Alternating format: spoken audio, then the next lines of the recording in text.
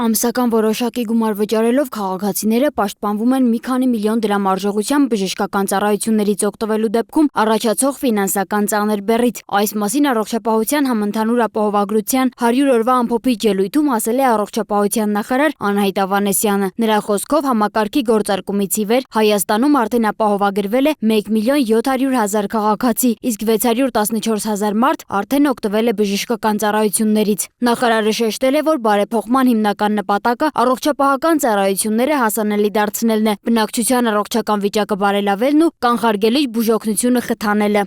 Պիտի նշեմ, որ մեկնարկը այս բարդ բազմաշերտ բարեփոխման իհարկե շատ կարևոր էր, որ դրական սկսվի եւ մարդկանց մոտ այն ասոցացվի որպես հաջողության պատմություն եւ այսօր փաստում ենք, որ դա իրականություն է։ Ես իհարկե մենք ուրախ ենք, որ մեր քաղաքացիները երկար տարիների կարիքը առողջապահական այսօր կարողանում են քաղաքակիրթ ձևով ստանալ, պետությունը նրանց կողքին է եւ այն անձինք էլ, ովքեր որ իրենք են վճարում ապահովագրավճարը,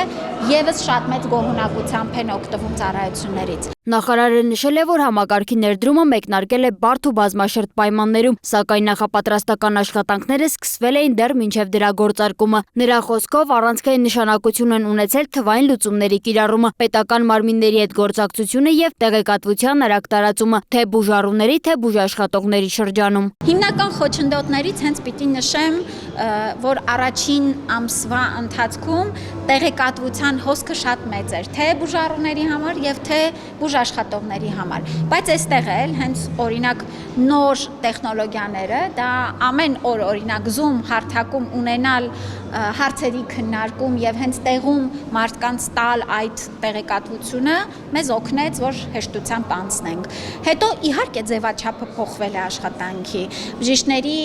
հաշվետվողականությունն է փոխվել եւ այստեղ էլ հունվար ամսին մենք բարդություն ունեցանք, երբ որ շատ բժիշկներ ճիշտ լրացման ձևաչափերին դեռ ծանոթ չէին, հաջորդ ամսից սա եւս ուղղվեց։ Ավանեսյանի ներկայացմամբ համակարգի շրջանակում իրականացվել է շուրջ 67000 վիրահատական միջամտություն, ամենամեծ ծավալը կազմել են խորհրդատվությունները, հետազոտությունները եւ դեղորայքային ապահովումը։ Միայն առաջնային օղակում իրականացվել է ավելի քան 1 միլիոն հետազոտություն, իսկ դեղորայքային ապահովման դեպքերը կազմել են շուրջ 480 հազար։ Առողջության համընդհանուր ապահովագրության հիմնադրամի ժամանակավոր պաշտոնակատար Սամվել Խարազյանն էլ հայտնել է, որ առաջին 100 օրում շահառուներին մատուցվել է ավելի քան 1.5 միլիոն ծառայություն, տրամադրվել են դեղորայքներ, իսկ դուրս գրված դեղատոմսերի թիվը կազմել է 1.4 միլիոն։ Նրա խոսքով այս թվերը վկայում են համակարգի արդյունավետ գործարկման մասին։ Այս համակարգի ներդրումը հնարավորություն կտա,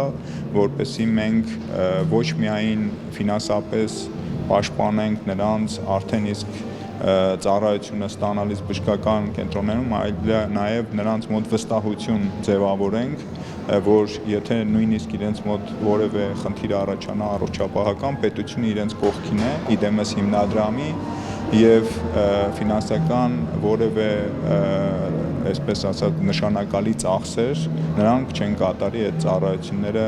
ստանալու համար։ Նրա խոսքով ապահովագրական փաթեթում ներառված կանխարգելիչ ծրագրերն ու սկրինինգային հետազոտությունները նպաստում են հիվանդությունների վաղ հայտնաբերմանը, ինչն իր հերթին կարող է բարձրացնել ապրելիության ցուցանիշը, նվազեցնել մահացությունն ու հաշմանդամության դեպքերը։ Ուռուցքաբանության ազգային կենտրոնի տնօրեն Կարեն Ծառուկյանն էլ նշել է, որ ցանկացած նորարարական համակարգ սկզբնական փուլում ուղեկցվում է դժվարություններով, սակայն առողջապահական համակարգն ունի բավարար ներուժ դրանք հաղթահարելու համար։ Նրա գնահատմամբ հիմնական դժվարություններն արդեն անցյալում են եւ քաղաքացիները սկսել են զգալ համակարգի արդյունավետությունը։ Եթե մենք դիտարկում ենք արդյունավետությունը, պետք է նայենք 3 տեսանկյունից, այսինքն ինչպիսին էր այն բնակիչների համար, ինչպիսի այն բուժաշխատողների համար եւ ինչպիսին կլինի հետագա գործունեությունը բուժական հաստատությունների։ Երեքի դեպքում էլ մենք միայն ունենք գոհացնող արդյունքներ, ինչի ականատեսն ենք այսօր։